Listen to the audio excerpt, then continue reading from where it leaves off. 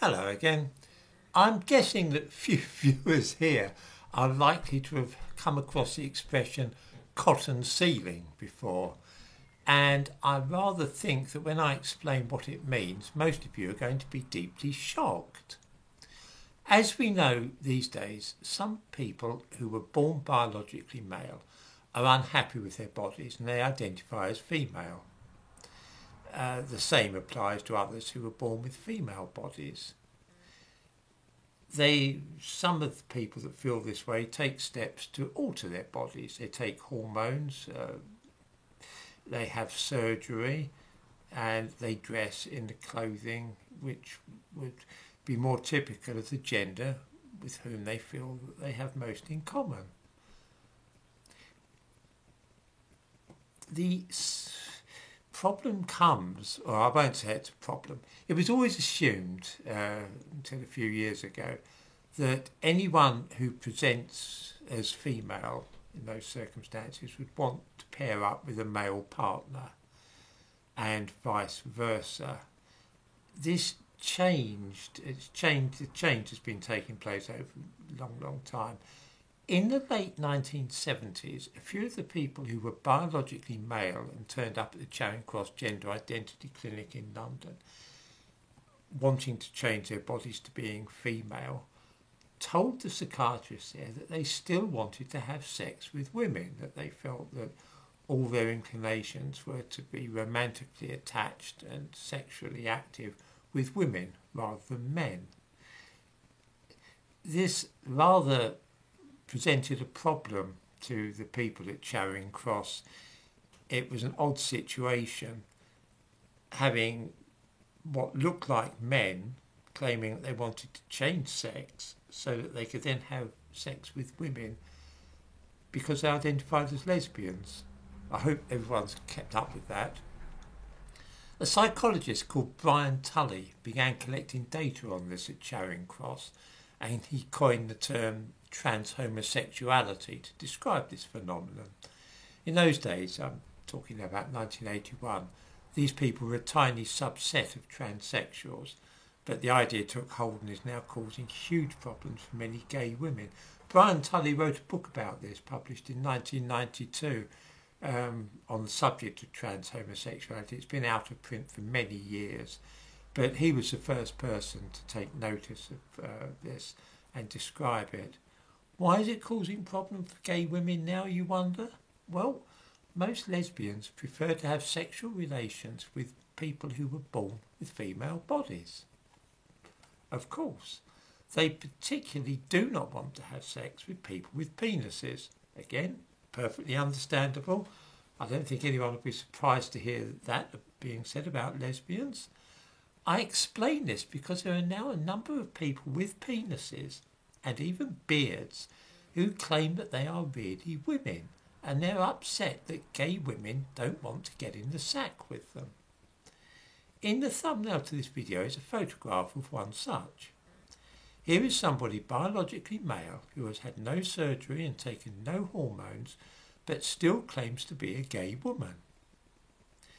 When gay women rebuff advances from such people, they are accused of transphobia and labelled as being TERFs, which is an acronym for Trans-Exclusionary Radical Feminists.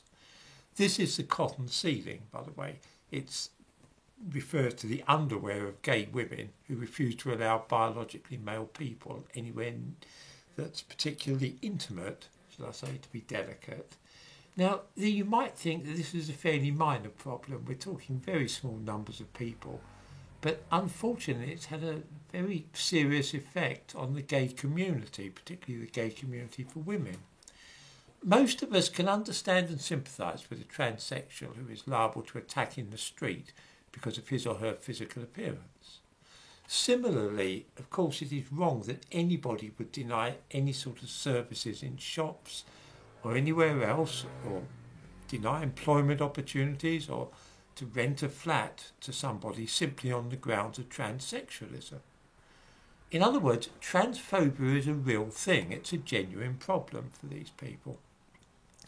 However, the idea that a lesbian refusing to get into bed with a bearded person with a penis could possibly be described as transphobia is a little baffling to most of us.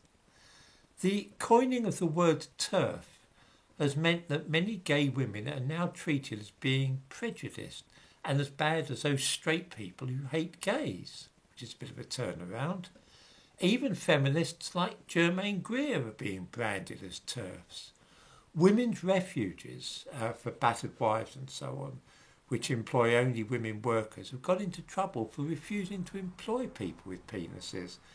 And it's impossible for gay women to have events now at which only biological women are present. For many feminists, and especially for gay women, all this seems like a step backward. In the 1970s, men used to jeer at lesbians sometimes and make crude remarks about their aversion to penises. Incredibly, the same thing is now happening again, only this time round all progressive and left-wing types are on the side of the biological males with penises who wish to go to bed with lesbians and are being rejected. I know this sounds weird, but it's a genuine thing. I expect that this is new to most of those watching this video, and so I've given a few links in the description to the video so that they can see that I'm not making any of it up. The situation now is that lesbians are having to run their groups in secret if they wish to avoid having them infiltrated by people with penises and beards. And all harrying of gay women is being done with the full approval of right-thinking people and those who are keen not to be seen as transphobic. Just as with being suspected of racism, one of the worst things that you can be called these days is transphobic. And so any Guardian reading type will run a mile rather than to be thought as being transphobic. And the end result is that women can't have women-only groups anymore. Lesbians can't have groups just for women. Everything now has to give way to biological men who, as usual, are making a nuisance of themselves.